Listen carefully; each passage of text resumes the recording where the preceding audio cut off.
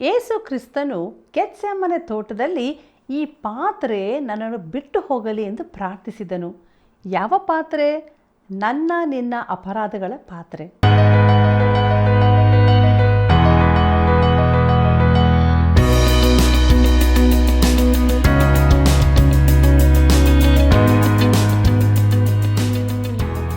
ಪ್ರೀತಿಯುಳ್ಳ ವೀಕ್ಷಕರೇ, ತಾವೆಲ್ಲರೂ ಹೇಗಿದ್ದೀರಿ?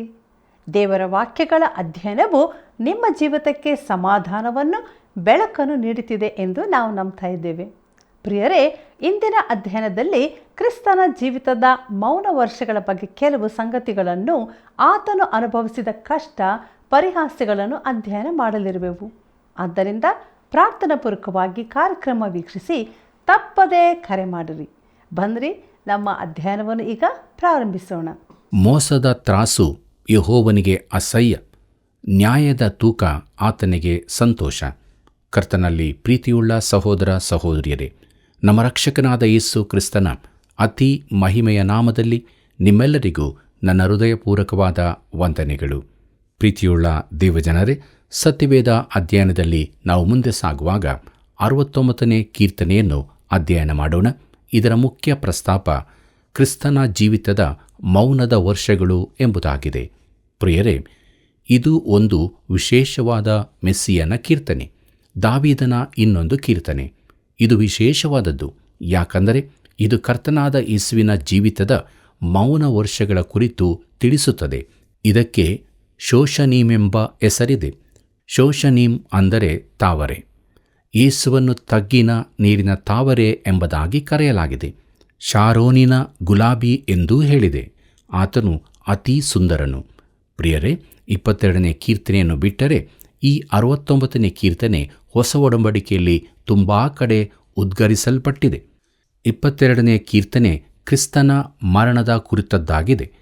ಕಾಲೇಜಿನಲ್ಲಿ ಕಲಿಯುತ್ತಿರುವಾಗಲೇ ನಾನು ಈ ಕೀರ್ತನೆಯಿಂದ ಆಕರ್ಷಿತನಾಗಿದ್ದೆ. ಅಂದಿನಿಂದ ಈವರೆಗೂ ಅದು ನನ್ನ ಮೆಚ್ಚಿನದಾಗಿದೆ. 22ನೇ ಕೀರ್ತನೆಯಿಂದ ಅತಿ ಹೆಚ್ಚು ವಚನಗಳನ್ನು ಹೊಸ ಒಡಂಬಡಿಕೆಯಲ್ಲಿ ಹೇಳಲಾಗಿದೆ. 69ನೇ ಕೀರ್ತನೆಗೆ ಇದರಲ್ಲಿ 2ನೇ ಸ್ಥಾನವಿದೆ.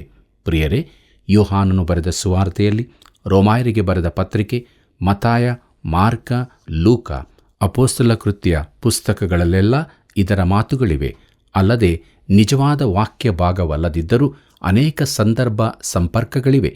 ಇದು ಶಾಪ ಮನೋಭಾವದ ಕೀರ್ತನೆ ಎಂದು ವಿಭಾಗಿಸಲ್ಪಟ್ಟಿದೆ. ವಚನ 22ರಿಂದ 28ರ ಭಾಗವು ಸೇಡಿನ ಮನಸ್ಸಿನ ಪ್ರಾರ್ಥನೆಯನ್ನೊಳಗೊಂಡಿದೆ. ಆದರೆ ಹೊಸ ಒಡಂಬಡಿಕೆಯಲ್ಲಿ ಈ ಭಾಗದ ವಚನಗಳೇ ಹೆಚ್ಚು ಹೇಳಲ್ಪಟ್ಟಿವೆ. ಪ್ರೀತಿಯುಳ್ಳ ದೇವಜನರೇ, ಸುವಾರ್ತೆಗಳಲ್ಲಿ ಏನೂ ತಿಳಿಸಲ್ಪಡದ ಕ್ರಿಸ್ತನ ಬಾಲ್ಯ ಯೌವನಗಳ ಮೌನ ಅವಧಿಯ ಕುರಿತು ಈ ಕೀರ್ತನೆ ನಮಗೆ ತಿಳಿಸುತ್ತದೆ. ಕ್ರಿಸ್ತನು 12 ವರ್ಷದವನಾಗಿದ್ದಾಗಿನ ಒಂದು ಘಟನೆಯನ್ನು ಲೂಕನು ಹೇಳುತ್ತಾನೆ. ಆ ಬಳಿಕ ವಯಸ್ಸು 30 ವರ್ಷದವನಾಗುವವರೆಗಿನ ಅವಧಿಯ ಕುರಿತು ಎಲ್ಲಿ ಏನೂ ತಿಳಿಸಲ್ಪಟ್ಟಿಲ್ಲ. ಆ ಅವಧಿಯ ಕುರಿತಾಗಿ ಏನು? ಈ ಕೀರ್ತನೆಯಲ್ಲಿ ಕೆಲವು ವಿಚಾರಗಳು ಹೇಳಲ್ಪಟ್ಟಿವೆ. ಪ್ರಿಯರೇ, ನಜರೇತಿನಲ್ಲಿ ಆತನು ಕಳೆದ ಕತ್ತಲೆಯ ದಿನಗಳ ಕುರಿತಾಗಿ ಇದೆ. ಕ್ರೂಜೆಯ ಮೇಲಿನ ಕರಾಳ ಅನುಭವದ ಕುರಿತಾಗಿ ಇದೆ. ಇಲ್ಲಿನ ಸೇಡಿನ ಪ್ರಾರ್ಥನೆಯು ನಿಜವಾಗಿ ನ್ಯಾಯಕ್ಕಾಗಿ ಮೊರೆಯಿಡುವುದಾಗಿದೆ. ಆತನ ಅವಮಾನ, ತಿರಸ್ಕಾರಗಳ ಕುರಿತ ಕೀರ್ತನೆ ಇದಾಗಿದೆ. ನಜರೇತಿನ ಆತನ ದಿನಗಳಿಂದ ಆರಂಭವಾಗಿ ಒಬ್ಬ ಬಾಲಕನ, ಯುವಕನ, ಯೌವನಸ್ಥನ ದಿನಗಳ ಕುರಿತಾಗಿ ಇಲ್ಲಿದೆ.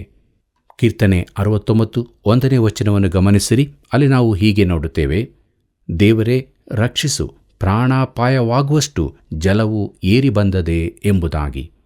ಪ್ರೀತಿಯುಳ್ಳ ದೇವಜನರೇ, ಆತನ ಸಂಕಟಗಳನ್ನು ಗಮನಿಸಿರಿ. ಕ್ರೂಜೆಯಲ್ಲಿನ ಆತನ ದೈಹಿಕ ಯಾತನೆ ನಿಜವಾಗಿ ಹೆಚ್ಚಿನದಾಗಿತ್ತು.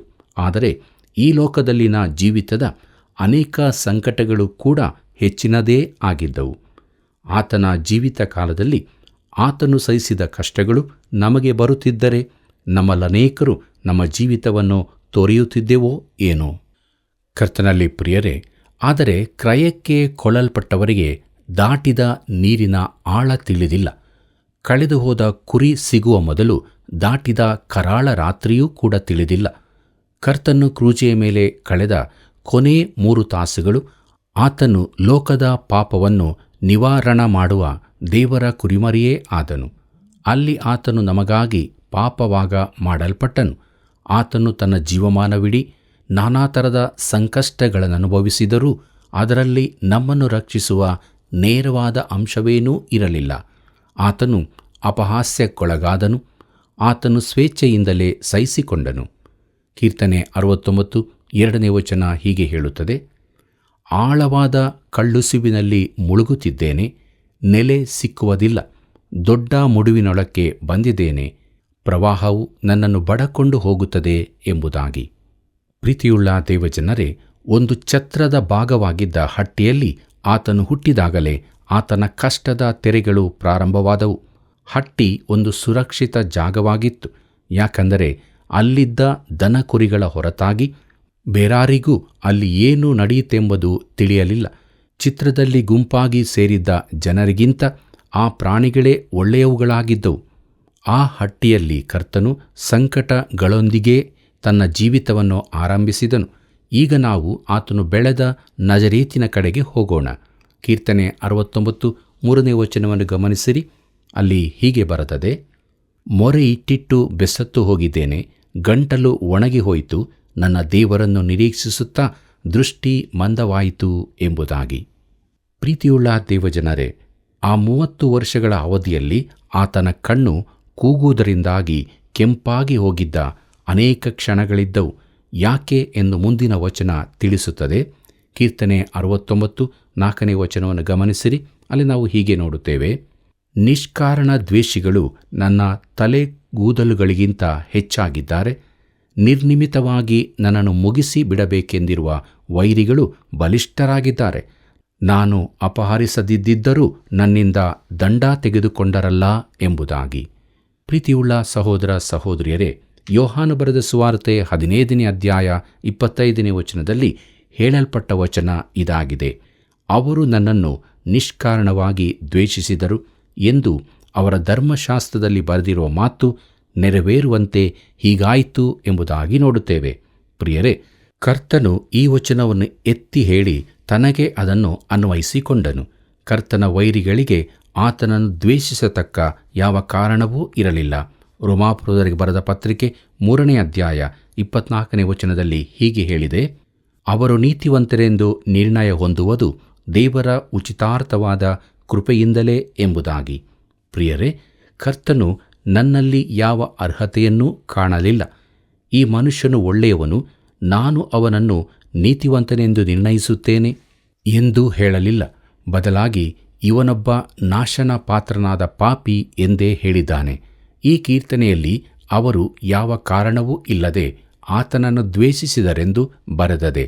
ಹಾಗಾಗಿ ಯಾವ ಅರ್ಹತೆ ಇಲ್ಲದ ನಾನು ನೀತಿವಂತನೆಂಬ ನಿರ್ಣಯ ಹೊಂದುವಂತಾಯಿತು.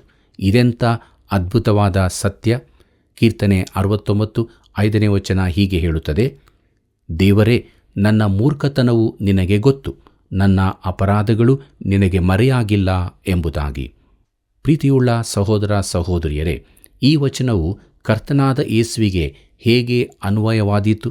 ಆತನು ಈ ಲೋಕಕ್ಕೆ ಒಬ್ಬ ಮನುಷ್ಯನಾಗಿ ಬಂದನು ಎಂಬುದನ್ನು ನಾವು ನೆನಪಿನಲ್ಲಿಡಬೇಕು.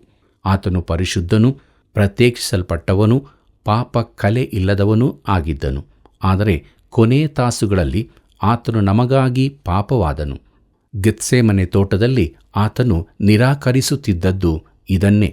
ಆತನು ಹೀಗೆ ಪ್ರಾರ್ಥಿಸಿದನು: ಈ ಪಾತ್ರೆ ನನ್ನನ್ನು ಬಿಟ್ಟು ಹೋಗಲಿ ಎಂದು. ಪ್ರಿಯರೇ, ಯಾವ ಪಾತ್ರೆ? ಪಾಪದ ಪಾತ್ರೆ, ನನ್ನ ನಿನ್ನ ಅಪರಾಧಗಳ ಪಾತ್ರೆ. ಆತನ ಮೇಲೆ ಹಾಕಲ್ಪಟ್ಟ ಪಾಪದ ಹೊರೆ ಆತನಿಗೆ ಅತೀ ಭಾರವಾದದ್ದಾಗಿತ್ತು. ನಮಗೆ ಅದು ಸ್ವಾಭಾವಿಕವಾಗಿರಬಹುದು, ಆದರೆ ಪರಿಶುದ್ಧನಾದ ಆತನಿಗೆ ಈ ವಿಚಾರ ಸಹಿಸಲಸಾಧ್ಯವಾದದ್ದಾಗಿತ್ತು. ಕೀರ್ತನೆ 69:6-7 ಗಮನಿಸಿರಿ. ಅಲ್ಲಿ ನಾವು ಹೀಗೆ ನೋಡುತ್ತೇವೆ: ಸೇನಾಧೀಶ್ವರನೇ, ಯೆಹೋವನೇ, ನಿನ್ನನ್ನು ನಂಬಿದವರಿಗೆ ನನ್ನಿಂದ ನಿರಾಶೆಯಾಗದಿರಲಿ. ಇಸ್ರಾಯೇಲ್ಯರ ದೇವರೇ, ನಿನ್ನ ದರ್ಶನಾರ್ಥಿಗಳು ನನ್ನಿಂದ ಅಪಮಾನಕ್ಕೆ ಗುರಿಯಾಗದಿರಲಿ. ನಿನಗೋಸ್ಕರವಾಗಿ ನಿಂದೆಗೆ ಒಳಗಾದೆನಲ್ಲ, ನಾಚಿಕೆಯು ನನ್ನ ಮುಖವನ್ನು ಕವಿದದೆ ಎಂಬುದಾಗಿ.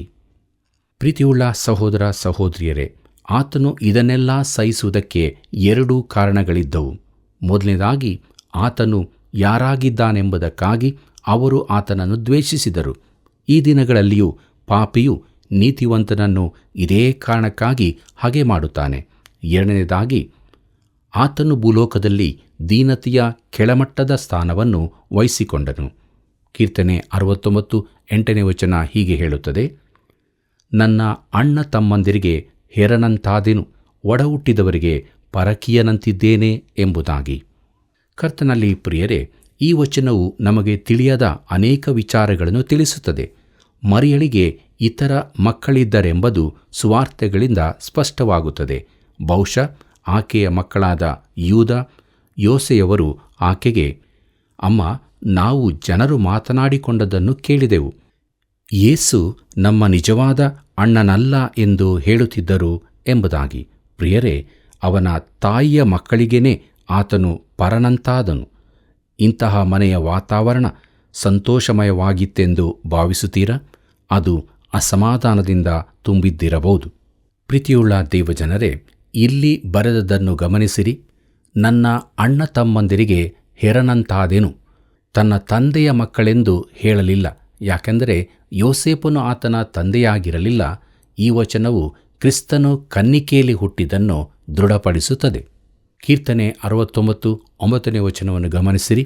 ಅಲ್ಲಿ ನಾವು ಹೀಗೆ ನೋಡುತ್ತೇವೆ, ನಿನ್ನ ಆಲಯಾಭಿಮಾನವು ನನ್ನನ್ನು ಬೆಂಕಿಯಂತೆ ದಹಿಸಿದೆ, ನಿನ್ನನ್ನು ದೂಷಿಸುವವರ ದೂಷಣೆಗಳು ನನ್ನ ಮೇಲೆ ಬಂದಿವೆ ಎಂಬುದಾಗಿ. ಕರ್ತನಲ್ಲಿ ಪ್ರಿಯರೇ, ದೇವಾಲಯದ ವಿಚಾರದಲ್ಲಿ ಕರ್ತನಾದ ಯೇಸು ಈ ವಚನವನ್ನು ಹೇಳಿದ್ದಾನೆ. ದೇವಾಲಯದಲ್ಲಿ ಹೋರಿ, ಕುರಿಗಳ, ಪಾರಿವಾಳಗಳ ವ್ಯಾಪಾರ ನಡೆಯುತ್ತಿತ್ತು. ಹಣದ ಬದಲಾವಣೆಯವರೂ ಇದ್ದರು. ಯೇಸು ಹಗ್ಗಗಳಿಂದ ಕೊರಡೆ ಮಾಡಿ ಅವರೆಲ್ಲರನ್ನೂ ಅಲ್ಲಿಂದ ಹೊರಡಿಸಿ ಬಿಟ್ಟನು. ಯೋಹಾನ ಬರೆದ ಸುವಾರ್ತೆ 2:16 ಮತ್ತು 17 ಹೀಗೆ ಹೇಳುತ್ತದೆ, ಇವುಗಳನ್ನು ಇಲ್ಲಿಂದ ತಕ್ಕೊಂಡು ಹೋಗಿರಿ, ನನ್ನ ತಂದೆಯ ಮನೆಯನ್ನು ಸಂತೆ ಮಾಡಬೇಡಿರಿ ಎಂದು ಹೇಳಿದನು. ಆಗ ನಿನ್ನ ಆಲಯಾಭಿಮಾನವು ಬೆಂಕಿಯಂತೆ ನನ್ನನ್ನು ದಹಿಸುತ್ತದೆ ಎಂದು ಬರೆದ ಮಾತು ಶಿಷ್ಯರ ನೆನಪಿಗೆ ಬಂತು ಎಂಬುದಾಗಿ. ಪ್ರಿಯರೇ, ಈ ಜನರು ಧಾರ್ಮಿಕರೇ ಆಗಿದ್ದರು. ದೇವಾಲಯದ ಕೆಲಸದಲ್ಲೇ ತುಂಬ ಚಟುವಟಿಕೆಯಿಂದಿದ್ದರು. ಆದರೆ ಅವರ ಕೆಲಸದಿಂದಾಗಿ ದೇವಾಲಯಕ್ಕೆ ತುಂಬ ಕೇಡಾಗುತ್ತಿತ್ತು. ಅವರು ಚಟುವಟಿಕೆಯಿಂದಿದ್ದರು, ಆದರೆ ದೇವರಿಂದ ದೂರವಿದ್ದರು. ಕೀರ್ತನೆ 69:10 ಗಮನಿಸಿರಿ. ಅಲ್ಲಿ ಹೀಗೆ ಬರೆದದೆ, ನಾನು ಅತ್ತತ್ತು ಉಪವಾಸ ಬಿದ್ದದ್ದೆಲ್ಲ ಪರಿಹಾಸ್ಯಕ್ಕೆ ಕಾರಣವಾಯಿತು ಎಂಬುದಾಗಿ. ಕರ್ತನಲ್ಲಿ ಪ್ರಿಯರೇ, ಆತನು ಉಪವಾಸ ಮಾಡುವಾಗ, ಅಳುವಾಗ ಆತನ ಸಹೋದರರು ಅಂಗಿಸುತ್ತಿದ್ದರು. ಅದು ಕೇವಲ ನಟನೆ ಎಂದು ಹೇಳುತ್ತಿದ್ದಿರಬಹುದು. ಕೀರ್ತನೆ 69:11 ಗಮನಿಸಿರಿ. ಅಲ್ಲಿ ಹೀಗೆ ನೋಡುತ್ತೇವೆ, ನಾನು ಗೋಣಿ ತಟ್ಟು ಕಟ್ಟಿಕೊಂಡದ್ದು ಅವರ ಗಾದೆಗೆ ಆಸ್ಪದವಾಯಿತು ಎಂಬುದಾಗಿ. ಪ್ರಿಯರೇ, ಆ ಗಾದೆ ಏನಾಗಿರಬಹುದು ತಿಳಿದಿದೆಯೋ? ಆತನು ಒಬ್ಬ ಹಾದರಕ್ಕೆ ಹುಟ್ಟಿದವನು ಎಂದು ಈ ದಿನಗಳಲ್ಲಿ ಜನರು ಇನ್ನೇನೆಂದು ಕರೆದಾರು? ಕೀರ್ತನೆ 69:12 ಗಮನಿಸಿರಿ. ಅಲ್ಲಿ ನಾವು ಹೀಗೆ ನೋಡುತ್ತೇವೆ, ಊರು ಬಾಗಲಲ್ಲಿ ಕೂತುಕೊಳ್ಳುವವರ ಆಡಿಕೆಗೆ ಗುರಿಯಾಗಿದ್ದೇನೆ, ಕುಡಿಕರು ನನ್ನ ವಿಷಯ ಹಾಡಿ ಗೇಲಿ ಮಾಡುತ್ತಾರೆ ಎಂಬುದಾಗಿ. ಕರ್ತನಲ್ಲಿ ಪ್ರಿಯರೇ, ಊರು ಬಾಗಲಲ್ಲಿ ಕೂತುಕೊಳ್ಳುವವರು ಅಂದರೆ ಊರಿನ ದೊಡ್ಡ ಅಧಿಕಾರಿಗಳು, ನ್ಯಾಯಾಧಿಪತಿಗಳು, ನಜರೇತಿನಲ್ಲಿನ ಒಳ್ಳೆಯ ಜನರೂ ಕೂಡ ಆತನಿಗೆ ವಿರುದ್ಧವಾಗಿ ಮಾತನಾಡುತ್ತಿದ್ದರು. ನಜರೇತು ಚಿಕ್ಕ ಊರಾಗಿದ್ದರೂ ಕರ್ತನಾದ ಯೇಸುವನ್ನು ಸ್ವೀಕರಿಸಲಿಲ್ಲ, ಯಾಕೆಂದರೆ ಅವರ್ಯಾರೂ ಆತನು ದೇವರ ಮಗನೆಂಬುದನ್ನು ನಂಬಲಿಲ್ಲ. ಪ್ರೀತಿಯುಳ್ಳ ದೇವಜನರೇ, ಪರಲೋಕದಲ್ಲಿ ಯಾರೂ ನನ್ನೆಡೆಗೆ ಬೆರಳು ತೋರಿಸಿ ನಾನು ದೇವರ ಮಗನಲ್ಲವೆಂದು ಹೇಳಲಾರರು. ಯಾಕೆ ಗೊತ್ತಿದೆಯೋ? ಯಾಕೆಂದರೆ ದೇವರ ಮಗನು ಆ ಅವಮಾನವನ್ನು ನನಗಾಗಿ ಕ್ರೂಜೆಯಲ್ಲಿ ಸಹಿಸಿಕೊಂಡನು. ನನ್ನ ಪಾಪಗಳ ದಂಡವನ್ನು ಆತನು ತೆತ್ತನು. ನೀನು ದೇವರ ಮಗನೆಂಬ ನ್ಯಾಯವಾದ ಅರ್ಹತಾ ಪತ್ರ ಹೊಂದುವುದಕ್ಕೋಸ್ಕರ ಆತನು 30 ವರ್ಷಗಳವರೆಗೆ ಏನೆಲ್ಲ ಸಹಿಸಬೇಕಾಯಿತೆಂದು ನಿನಗೆ ಗೊತ್ತಿರಲಿಕ್ಕಿಲ್ಲ. ಕೀರ್ತನೆ 69:13 ಗಮನಿಸಿರಿ. ಅಲ್ಲಿ ಹೀಗೆ ಬರೆದದೆ, ಯೆಹೋವನೇ, ನಾನಾದರೋ ನಿನಗೆ ಮೊರೆಯಿಟ್ಟಿದ್ದೇನೆ. ಇದು ನಿನ್ನ ಪ್ರಸನ್ನತೆಗೆ ಸಕಾಲ. ಪ್ರೇಮಪೂರ್ಣನಾದ ದೇವನೇ, ಸತ್ಯಸಂಧನಾದ ರಕ್ಷಕನೇ, ಸದುತ್ತರವನ್ನು ದಯಪಾಲಿಸು ಎಂಬುದಾಗಿ. ಪ್ರೀತಿಯುಳ್ಳ ಸಹೋದರ ಸಹೋದರಿಯರೇ, ಈ ವಚನವನ್ನು ಕೊರಿಂಥದವರಿಗೆ ಬರೆದ 2ನೇ ಪತ್ರಿಕೆ 6ನೇ ಅಧ್ಯಾಯ 2ನೇ ವಚನದಲ್ಲಿ ಹೇಳಲಾಗಿದೆ. ಅದೇನೆಂದರೆ, ಪ್ರಸನ್ನತೆಯ ಕಾಲದಲ್ಲಿ ನಿನ್ನ ಮನವಿಯನ್ನು ಕೇಳಿದೆನು, ರಕ್ಷಣೆಯ ದಿನದಲ್ಲಿ ನಿನಗೆ ಸಹಾಯ ಮಾಡಿದೆನು ಎಂದು ದೇವರು ಹೇಳುತ್ತಾನಲ್ಲ. ಈಗಲೇ ಸುಪ್ರಸನ್ನತೆಯ ಕಾಲ, ಇದೇ ಆ ರಕ್ಷಣೆಯ ದಿನ. ಪ್ರೀತಿಯುಳ್ಳ ದೇವಜನರೇ, ನಮ್ಮ ಕರ್ತನು ಪ್ರಾರ್ಥಿಸಿದನೆಂದು ಸುವಾರ್ತೆಗಳು ತಿಳಿಸುತ್ತವೆ. ಆದರೆ ಆತನು ಏನು ಪ್ರಾರ್ಥಿಸಿದನೆಂದು ಈ ವಚನ ತಿಳಿಸುತ್ತದೆ. ಕೀರ್ತನೆ 69 14ನೇ ವಚನದಿಂದ 19ನೇ ವಚನದವರೆಗೆ ಗಮನಿಸಿರಿ. ಅಲ್ಲಿ ನಾವು ಹೀಗೆ ನೋಡುತ್ತೇವೆ: ನಾನು ಕಳ್ಳುಸುಬಿನಲ್ಲಿ ಮುಳುಗಿ ಹೋದಂತೆ ಮೇಲೆತ್ತು, ವೈರಿಗಳ ಕೈಯೊಳಗಿಂದ ಬಿಡಿಸು, ಮಹಾಜಲರಾಶಿಯಿಂದ ಎಳೆದುಕೋ. ಪ್ರವಾಹವು ನನ್ನನ್ನು ಬಡಕೊಂಡು ಹೋಗದಿರಲಿ, ಮಡುವು ನನ್ನನ್ನು ಒಳಗೆ ಎಳಕೊಳ್ಳದಿರಲಿ, ಪಾತಾಳವು ನನ್ನನ್ನು ನುಂಗದಿರಲಿ. ಯೆಹೋವನೇ, ನನ್ನ ಮೊರೆಯನ್ನು ಲಾಲಿಸು. ನಿನ್ನ ಕೃಪೆಯು ಶುಭಕರವಾಗಿದೆಯಲ್ಲ. ಕರುಣಾನಿಧಿಯೇ, ನನ್ನನ್ನು ಕಟಾಕ್ಷಿಸು. ನಿನ್ನ ದಾಸನಿಗೆ ವಿಮುಖನಾಗಬೇಡ. ಇಕ್ಕಟ್ಟಿನಲ್ಲಿದ್ದೇನೆ, ತಡೆ ಮಾಡದೆ ಸಹಾಯ ಕೊಡು. ಸಮೀಪಿಸಿ ನನ್ನ ಪ್ರಾಣವನ್ನು ವಿಮೋಚಿಸು. ಶತ್ರು ನಿಮಿತ್ತವಾಗಿ ನನ್ನನ್ನು ರಕ್ಷಿಸು. ನನಗುಂಟಾದ ನಿಂದೆ, ಲಜ್ಜೆ, ಅಪಮಾನ ಇವು ನಿನಗೆ ಗೊತ್ತು. ನನ್ನ ವಿರೋಧಿಗಳು ನಿನಗೆ ಮರೆಯಾಗಿಲ್ಲವಲ್ಲ ಎಂಬುದಾಗಿ. ಕರ್ತನಲ್ಲಿ ಪ್ರಿಯರೇ, ಆತನ ಸಂಕಟವನ್ನು ಇಲ್ಲಿ ನೋಡುತ್ತೇವೆ. ಅದರೊಂದಿಗೆ ಆತನಲ್ಲಿದ್ದ ಬಿಡುಗಡೆ ಹಾಗೂ ಜಯದ ಭರವಸೆಯನ್ನೂ ಕಾಣುತ್ತೇವೆ. ಮಡುವಾಗಲಿ ಆಳದ ಗುಂಡಿಯಾಗಲಿ ಆತನನ್ನು ಹಿಡಿದಿಟ್ಟುಕೊಳ್ಳಲಾರವು. ಆತನು ಅವೆಲ್ಲವುಗಳಿಂದ ಬಿಡಿಸಲ್ಪಟ್ಟಿದ್ದಾನೆ. ಕೀರ್ತನೆ 69 20 ಮತ್ತು 21ನೇ ವಚನವನ್ನು ಗಮನಿಸಿರಿ. ಅಲ್ಲಿ ಹೀಗೆ ಬರೆದದೆ: ನಿಂದೆಯಿಂದ ಖಿನ್ನನಾಗಿ ಕುಂದಿ ಹೋಗಿದ್ದೇನೆ. ಕರುಣಾಳುಗಳನ್ನು ನಿರೀಕ್ಷಿಸಿದೆ, ದೊರೆಯಲಿಲ್ಲ. ಸಂತೈಸುವವರನ್ನು ಆರೈಸಿದೆ, ಸಿಕ್ಕಲಿಲ್ಲ. ನನಗೆ ಉಣ್ಣುವುದಕ್ಕೆ ಕಹಿಯಾದ ವಸ್ತುವನ್ನು, ಬಾಯಾರಿದಾಗ ಹುಳಿತ ದ್ರಾಕ್ಷಾರಸವನ್ನು ಕೊಟ್ಟರು ಎಂಬುದಾಗಿ. ಪ್ರಿಯರೇ, ಹಾಗಾಗಿ ಆತನು ಪ್ರತೀಕಾರದ ಪ್ರಾರ್ಥನೆಯನ್ನು ಮಾಡುತ್ತಾನೆ. ಕೀರ್ತನೆ 69 22ನೇ ವಚನವನ್ನು ಗಮನಿಸಿರಿ. ಅಲ್ಲಿ ಹೀಗೆ ಬರೆದದೆ: ಅವರ ಊಟವೇ ಅವರಿಗೆ ಉರುಳಾಗಲಿ, ನಿಶ್ಚಿಂತರಾಗಿರುವಾಗಲೇ ಅದು ಅವರಿಗೆ ಬೋನಾಗಲಿ ಎಂಬುದಾಗಿ. ಕರ್ತನಲ್ಲಿ ಪ್ರಿಯರೇ, ಈ ಭಾಗವನ್ನು ಪೌಲನು ರೋಮಾಪುರದವರಿಗೆ ಬರೆದ ಪತ್ರಿಕೆಯಲ್ಲಿ ಹೇಳುತ್ತಾನೆ. ರೋಮಾಪುರದವರಿಗೆ ಬರೆದ ಪತ್ರಿಕೆ 11ನೇ ಅಧ್ಯಾಯ 9 ಮತ್ತು 10ನೇ ವಚನ ಹೀಗೆ ಹೇಳುತ್ತದೆ: ಅವರ ಊಟವೇ ಅವರಿಗೆ ಉರುಳು, ಬೋನು, ಎಡತಡೆಯೂ ಶಿಕ್ಷೆಯೂ ಆಗಲಿ. ಅವರ ಕಣ್ಣು ಮೊಬ್ಬಾಗಿ ಕಾಣದೇ ಹೋಗಲಿ. ಅವರ ಬೆನ್ನು ಯಾವಾಗಲೂ ಬೊಗ್ಗಿಕೊಂಡಿರುವಂತೆ ಮಾಡು ಎಂದು ದಾವೀದನು ಹೇಳುತ್ತಾನೆ ಎಂಬುದಾಗಿ. ಪ್ರೀತಿಯುಳ್ಳ ದೇವಜನರೇ, ಈ ರೀತಿಯ ಪ್ರತೀಕಾರದ ಪ್ರಾರ್ಥನೆ ಕ್ರೈಸ್ತರಿಗೆ ಯೋಗ್ಯವಲ್ಲವೆಂದು ಅನೇಕರು ಹೇಳುತ್ತಾರೆ.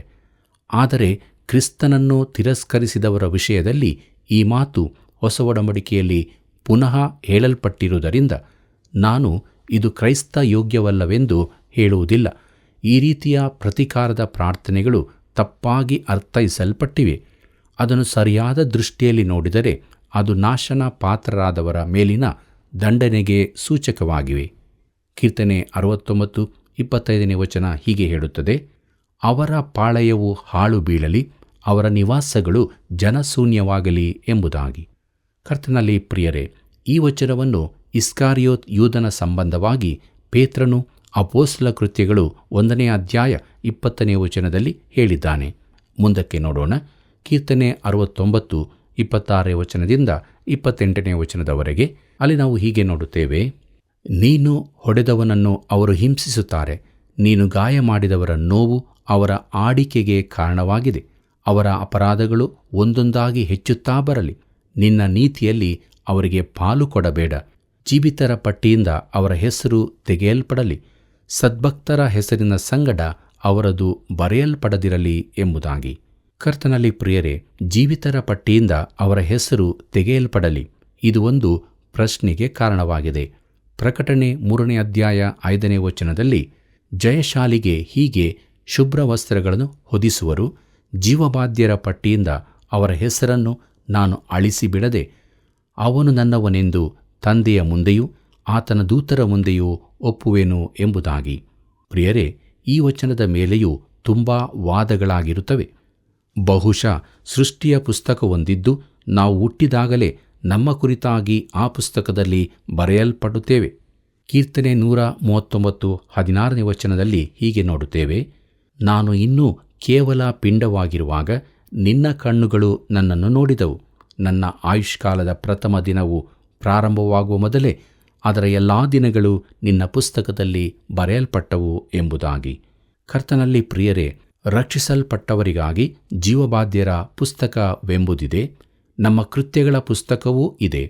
ಹೆಸರು ತೆಗೆಯಲ್ಪಡುವುದೆಂದರೆ ಈಗಾಗಲೇ ರಕ್ಷಿಸಲ್ಪಟ್ಟವನ ಕೃತ್ಯಗಳ ಕುರಿತದ್ದಾಗಿರಬಹುದು. ರಕ್ಷಿಸಲ್ಪಟ್ಟವರ ಪಟ್ಟಿಯಿಂದ ಹೆಸರು ತೆಗೆಯಲ್ಪಡುವ ಕುರಿತಾಗಿ ಎಲ್ಲಿಯೂ ಇರುವುದಿಲ್ಲ. ಈ ಭಾಗಕ್ಕೆ ಬೇರೆ ಬೇರೆ ವಿವರಣೆ ಕೊಡಲಾಗುತ್ತದೆ. ಪ್ರಿಯರೇ, ಇನ್ನೊಂದು ವಿವರಣೆ ಹೀಗಿದೆ: ನೀನು ಹುಟ್ಟಿದಾಗ ದೇವರ ಜೀವಿತರ ಪುಸ್ತಕದಲ್ಲಿ ನಿನ್ನ ಹೆಸರು ಬರೆಯಲ್ಪಡುತ್ತದೆ. ನೀನು ರಕ್ಷಣೆಗಾಗಿ ನೇಮಕವಾದವನೆಂದು ನಾನು ಭಾವಿಸುತ್ತೇನೆ. ಈ ಪುಸ್ತಕದಿಂದ ನಿನ್ನ ಹೆಸರು ತೆಗೆಯಲ್ಪಟ್ಟಾಗ ನೀನು ನಿನ್ನ ಮಿತಿಯನ್ನು ದಾಟಿರುತ್ತಿ, ರಕ್ಷಣೆಗೆ ನೇಮಕವಾದವನಾಗಿರುವುದಿಲ್ಲ. ಪ್ರಿಯರೇ, ಈ 69ನೇ ಕೀರ್ತನೆಯಲ್ಲಿ ಜೀವಿತರ ಪಟ್ಟಿ ಎಂದರೆ ಸೃಷ್ಟಿಯ ಪುಸ್ತಕವೇ. ಸದ್ಭಕ್ತರ ಹೆಸರಿನ ಸಂಗಡ, ಅಂದರೆ ಅವರ ಹೆಸರು ರಕ್ಷಣೆಯ ಪುಸ್ತಕದಲ್ಲಿ ಬರೆಯಲ್ಪಡುವುದಿಲ್ಲ. ಈ ಕೀರ್ತನೆಯು ಅದ್ಭುತವಾದ ಸ್ತೋತ್ರದೊಂದಿಗೆ ಕೊನೆಗೊಳ್ಳುತ್ತದೆ. ಕೀರ್ತನೆ 69:30ನೇ ವಚನ ಹೀಗೆ ಹೇಳುತ್ತದೆ: ನಾನು ಸಂಕೀರ್ತಿಸುತ್ತಾ ದೇವರ ನಾಮವನ್ನು ಕೊಂಡಾಡುವೆನು, ಕೃತಜ್ಞತಾಸ್ತುತಿಯಿಂದ ಘನಪಡಿಸುವೆನು ಎಂಬುದಾಗಿ. ಪ್ರೀತಿಯುಳ್ಳ ಸಹೋದರ ಸಹೋದರಿಯರೇ, ಕರ್ತನು ಮೊದಲನೇ ಬಾರಿ ಈ ಲೋಕಕ್ಕೆ ಬಂದಾಗ ದೀನತೆಯೊಂದಿಗೆ ಬಂದನು. ಆದರೆ ಪುನಃ ಬರುವಾಗ ಮಹಿಮೆಯೊಡನೆ ಬರಲಿದ್ದಾನೆ. ಆಗ ಈ ಲೋಕದಲ್ಲಿರುವವರು ಬಿಡುಗಡೆ ಹೊಂದಿದವರು. ಈ ಲೋಕದಲ್ಲಿ ಅವರು ಮಾತ್ರ ಇರುತ್ತಾರೆ. ಪರಲೋಕದಲ್ಲಿರುವವರು ಎಲ್ಲರೂ ಬಿಡುಗಡೆಯಾದವರೇ. ಪ್ರಿಯರೇ, ಈಗಿನ ಲೋಕದ ಜನರು 2 ವಿಧದವರು ಮಾತ್ರವಾಗಿದ್ದಾರೆ. ಯಾರೆಂದರೆ ರಕ್ಷಿಸಲ್ಪಟ್ಟವರು ಹಾಗೂ ನಾಶನ ಪಾತ್ರರು. ರಕ್ಷಿಸಲ್ಪಟ್ಟ ಪಾಪಿಗಳು, ರಕ್ಷಿಸಲ್ಪಡದ ಪಾಪಿಗಳು. ನೀನು ಯಾವ ಗುಂಪಿಗೆ ಸೇರಿದ್ದಿ ಎಂಬುದನ್ನು ನೀನು ಸುಲಭವಾಗಿ ಗುರುತಿಸಿಕೊಳ್ಳಬಹುದು. ಪ್ರಿಯರೇ, ದೇವರ ಬಡತನ ನಿರ್ಮೂಲನಾ ಕಾರ್ಯಕ್ರಮದ ಕುರಿತ ವಚನವೂ ಇದೆ. ಕೀರ್ತನೆ 69:33ನೇ ವಚನ ಹೀಗೆ ಹೇಳುತ್ತದೆ: ಯೆಹೋವನು ಬಡವರ ಮೊರೆಗೆ ಲಕ್ಷ್ಯ ಕೊಡುವನು, ಸೆರೆಯಲ್ಲಿರುವ ತನ್ನವರನ್ನು ತಿರಸ್ಕರಿಸುವುದಿಲ್ಲ ಎಂಬುದಾಗಿ. ಪ್ರೀತಿಯುಳ್ಳ ದೇವಜನರೇ, ದೇವರು ಈ ಭೂಮಿಗೆ ಒಂದು ದಿನ ನ್ಯಾಯವನ್ನು ತರಲಿದ್ದಾನೆ. ಆದರೆ ಆತನು ತಿರುಗಿ ಬರುವ ತನಕ ಅದು ಜಾರಿಗೆ ಬರುವುದಿಲ್ಲ. ಕರ್ತನಲ್ಲಿ ಪ್ರಿಯರೇ, ಕೊನೆಯದಾಗಿ ನಾವು 69ನೇ ಕೀರ್ತನೆ 34ನೇ ವಚನವನ್ನು ಗಮನಿಸಿರಿ. ಅಲ್ಲಿ ನಾವು ಹೀಗೆ ನೋಡುತ್ತೇವೆ: ಭೂಮ್ಯಾಕಾಶಗಳು, ಸಮುದ್ರಗಳು, ಜಲಚರಗಳು ಆತನನ್ನು ಕೊಂಡಾಡಲಿ ಎಂಬುದಾಗಿ. ಕರ್ತನಲ್ಲಿ ಪ್ರಿಯರೇ, ಚಲಿಸುವುದೆಲ್ಲವೂ ದೇವರನ್ನು ಸ್ತುತಿಸುವಾಗ ಇದು ಎಂಥ ಅದ್ಭುತ ಗಾನವಾದೀತು. ಕರ್ತನಲ್ಲಿ ಪ್ರಿಯರೇ, ನಮ್ಮ ಬಗ್ಗೆ ಏನು? ನಾವು ದೇವರನ್ನು ಯಾವಾಗಲೂ ಸ್ತುತಿಸುತ್ತಾ ಇದ್ದೇವೆಯೋ? ಆತನಿಂದ ಬೇಕಾದಷ್ಟು ಉಪಕಾರವನ್ನು ಹೊಂದಿಕೊಂಡಿದ್ದೇವೆ. ಆತ ನಮ್ಮನ್ನೆಲ್ಲ ಸ್ಥಿತಿಯಲ್ಲಿ ನಡೆಸಿದ್ದಾನೆ. ಆದ್ದರಿಂದ ಅನುದಿನವೂ ಆತನ ಉಪಕಾರವನ್ನು ನೆನಪು ಮಾಡಿಕೊಳ್ಳುತ್ತಾ ಹೃದಯಾಂತರಾಳದಿಂದ ಆತನನ್ನು ಕೊಂಡಾಡುತ್ತಾ ಸ್ತುತಿಸುತ್ತಾ ಆತನನ್ನೇ ಹಿಂಬಾಲಿಸೋಣ. ಹೀಗಾಗುವಂತೆ ದೇವರು ತಾನೇ ಸಹಾಯ ಮಾಡಿ ನಡೆಸಲಿ. ಕರ್ತನ ಕೃಪೆಯು ಸದಾ ನಿಮ್ಮ ಸಂಗಡ ಇರಲಿ. ಪ್ರಿಯರೇ, ಕೀರ್ತನೆ 69ರಲ್ಲಿ ಯೇಸು ಕ್ರಿಸ್ತನ ಬಾಲ್ಯ ಯೌವನಗಳ ಮೌನ ಅವಧಿಯ ಕೆಲವು ವಿಷಯಗಳನ್ನು ತಿಳಿದುಕೊಂಡೆವು. ಆತನು ಅನುಭವಿಸಿದ ಸಂಕಟಗಳನ್ನು ನಾವು ಯಾವಾಗಲೂ ನೆನಪಿಸಿಕೊಳ್ಳಬೇಕು. ಮಾತ್ರವಲ್ಲದೆ ನಾವೆಲ್ಲರೂ ರಕ್ಷಿಸಲ್ಪಟ್ಟವರ ಗುಂಪಿನಲ್ಲಿ ಇದ್ದುಕೊಂಡು ಆತನನ್ನು ಸೇವಿಸುತ್ತಾ ಪರಿಶುದ್ಧರಾಗಿ ಜೀವಿಸೋಣ. ಬನ್ನಿರಿ, ಈಗ ನಾವು ಪ್ರಾರ್ಥನೆಯನ್ನು ಮಾಡೋಣ. ನಮ್ಮನ್ನು ಬಹಳವಾಗಿ ಪ್ರೀತಿ ಮಾಡುವಂಥ ಪ್ರೀತಿಯುಳ್ಳ ಯೇಸು ಸ್ವಾಮಿ, ಕಲ್ವಾರಿ ಕ್ರೂಜ ಮೇಲೆ ನಿನ್ನ ಪ್ರಾಣವನ್ನೇ ಕೊಟ್ಟಿದ್ದಿ, ನಿನ್ನ ರಕ್ತವನ್ನು ಸುರಿಸಿದ್ದಿ. ಎಲ್ಲರ ಅಪರಾಧಗಳ ನಿಮಿತ್ತ, ನನ್ನ ಪಾಪಗಳ ನಿಮಿತ್ತ ಮತ್ತು ಈ ಕಾರ್ಯಕ್ರಮವನ್ನು ವೀಕ್ಷಿಸುತ್ತಿರುವಂಥ ನಮ್ಮ ಪ್ರಿಯರ ಪಾಪಗಳ ನಿಮಿತ್ತ ಎಷ್ಟೆಲ್ಲ ನಿಂದೆ ಅಪಮಾನಗಳನ್ನು ಸಹಿಸಿಕೊಂಡಿದ್ದಿ. ಅಂಥ ಶಾಪಗ್ರಸ್ತವಾದಂಥ ಕಲ್ವಾರಿಯ ಕ್ರೂಜೆಯ ಮರಣವನ್ನು ಅನುಭವಿಸಿದ್ದಿ. ಅದಕ್ಕಾಗಿ ನಾವು ನಿನಗೆ ಸ್ತೋತ್ರ ಸಲ್ಲಿಸ್ತೇವೆ. ಪ್ರಿಯ ಕರ್ತನೆ, ಈ ಪ್ರೀತಿಗೆ ಜನರು ಸ್ಪಂದಿಸುವಂತೆ ಅವರ ಆತ್ಮೀಯ ಕಣ್ಣುಗಳನ್ನು ತೆರೆ. ಯೇಸುವಿನ ನಾಮದಲ್ಲಿ ಬೇಡಿದ್ದೇವೆ, ಆಮೇನ್. ಪ್ರಿಯರೇ, ಜಯಶಾಲಿಗೆ ಸಿಗುವ ಬಹುಮಾನದ ಬಗ್ಗೆ ತಿಳಿದುಕೊಂಡ ನಾವು ನಮ್ಮ ಜೀವಿತದಲ್ಲಿ ಸ್ಥಿರಚಿತ್ತರಾಗಿ ಇತರರನ್ನು ನಂಬಿಕೆಯ ಜೀವಿತಕ್ಕೆ ನಡೆಸೋಣ. ಈ ಬಗ್ಗೆ ಇತರರಿಗೆ ತಿಳಿಸಿರಿ. ಮತ್ತೆ ಭೇಟಿಯಾಗೋಣವಾ? ವಂದನೆಗಳು.